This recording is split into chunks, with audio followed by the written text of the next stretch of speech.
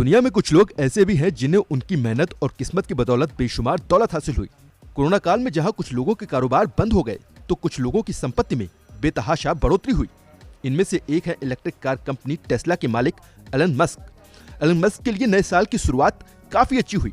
Musk अब दुनिया के सबसे अमीर आदमी बन गए हैं। दौलत के मामले में उन्होंने अमेजन के जेफ बेजोस को पीछे छोड़ दिया है। दक्षिण अफ्रीका मूल के इस इंजीनियर की नेटवर्थ 188.5 बिलियन डॉलर हो गई है, जो कि अमेजन के संस्थापक जेफ बेजोस की नेटवर्थ 187 बिलियन डॉलर से 1 बिलियन डॉलर ज्यादा है। ऐसा टेस्ला की शेयर प्राइस में लगातार बढ़ोतरी के चलते हुआ है। उन्होंने ब्लूमबर्ग की ओर से जारी की जाने वाली अरबपतियों की सूची में अमेजन के मालिक जेफ बेजोस को पीछे छोड़ दिया है। ये तो काफी लोग जानते हैं कि एलन मस्क टेस्ला और स्पेसएक्स के मालिक हैं, लेकिन क्या आपको मालूम है कि मस्क दुनिया की सबसे पॉपुलर मैसेजिंग ऐप व्हाट्सएप का इस्तेमाल नहीं करते हैं। एलन मस्क प्राइवेसी को लेकर काफी सतर्क रहते हैं और इसीलिए वो व्हाट्सएप का इस्तेमाल नहीं करते। पिछले कुछ दिनों से प्राइवेसी पॉलिसी में बदलाव करके व्हाट्सएप सुर्खियों में है। व्हाट्सएप की शुरुआत जिन लोगों ने की थी, उन्होंने कभी नहीं सोचा था कि व्हाट्सएप का बिजनेस मॉडल भी विज्ञापन बन जाएगा और प्राइवेसी में इस कदर सेंध लग जाएगी। व्हाट्सएप दुनिया भर में सबसे ज्यादा यूज करने वाला इंस्टेंट मैसेजिंग ऐप है। आंकड़ों के मुताबिक दुनिया भर में व्हाट्सएप के 2 अरब से ज्यादा यूजर्स हैं, लेकिन एलन मस्क व्हाट्सएप को प्राइवेसी के लिए खतरा मानते हैं।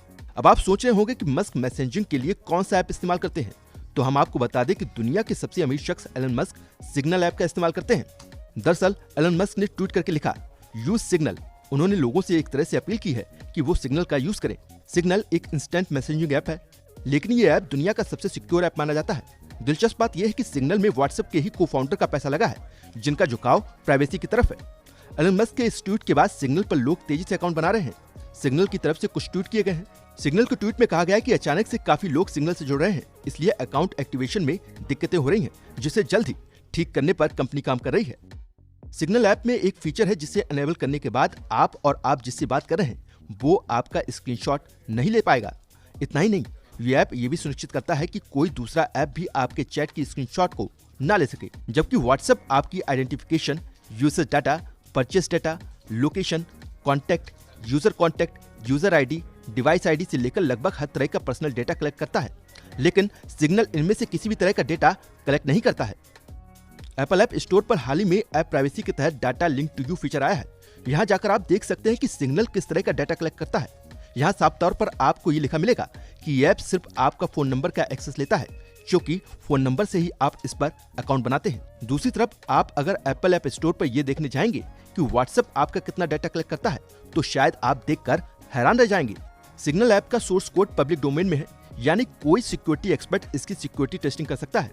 कुल मिलाकर ये है कि इस ऐप के अंदर क्या है, डेटा कहाँ जा रहा है, किस तरह से यूज किया जा रहा है, ये सब आसानी से देखा जा सकता है। सिक्योरिटी फीचर की अगर बात करें तो सिग्नल ऐप में ज्यादा जल्दी सिक्योरिटी फीचर्स और सिक्योरिटी पैच मिलते हैं।